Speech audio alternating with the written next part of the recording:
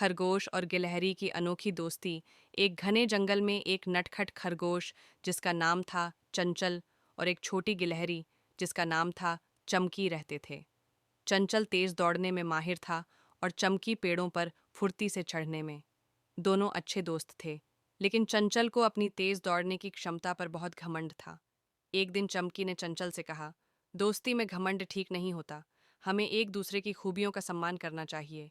लेकिन चंचल ने हंसते हुए जवाब दिया, अगर तुम मेरी तरह तेज दौड़ सकती तो तुम्हें भी समझ आता कि यह कितना बड़ी बात है। तभी जंगल के राजा शेर ने एक बड़ी घोषणा की, जो कोई मेरे लिए फल और पानी जंगल के सबसे ऊंचे पहाड़ से लाकर देगा, उसे मैं इनाम दूंगा।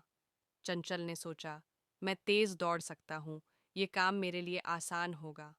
वह झट से पहाड़ की ओर दौड़ पड़ा।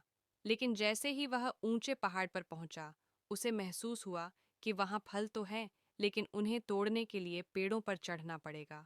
चंचल की मुश्किल बढ़ गई। तभी चमकी वहां आ गई। उसने पेड़ों पर चढ़कर जल्दी से फल तोड़े और चंचल की मदद की।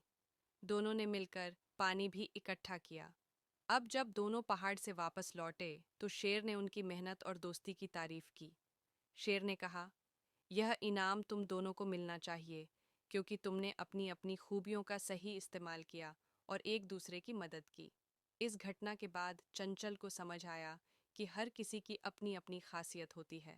उसने चमकी से माफ़ी मांगी और कहा, अब मैं कभी घमंड नहीं करूंगा और हमेशा तुम्हारी तरह सबका सम्मान करूंगा। कहानी का संदेश, हर किसी के पास अलग अलग गुण होते हैं। सच्ची दोस्ती और सफलता तभी मिलती है जब हम एक दूसरे की खूबियों का सम्मान करें और मिलजुल कर काम करें।